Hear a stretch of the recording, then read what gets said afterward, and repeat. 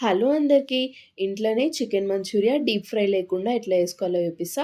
Video ending వరకు చూడండి. First ఒక గిన్నెలో బోన్‌లెస్ చికెన్ తీసుకొని, దీనిలోనే ఉప్పు, కారం, పసుపు, అల్లం వెల్లుల్లి పేస్ట్, కర్డ్, కొంచెం కార్న్‌ఫ్లోర్ ఏసుకొని, కొంచెం ఆయిల్ ఏసి మ్యారినేట్ చేసి పక్కన పెట్టుకోండి.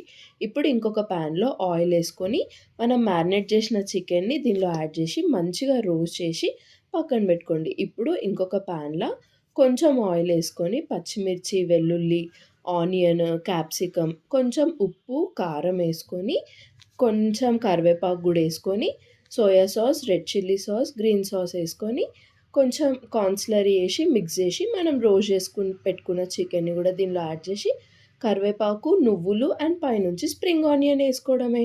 చాలా సింపుల్‌గా అయిపోతుంది. ఇంకెందుకు లేట్ మరి? ట్రై చేయండి. ఎట్లొచ్చిందో నా కామెంట్ బాక్స్‌లో పింగ్ చేయండి. ఇంకెన్నో వీడియోస్ కోసం నా ఛానల్‌ని సబ్స్క్రైబ్ చేసుకోండి.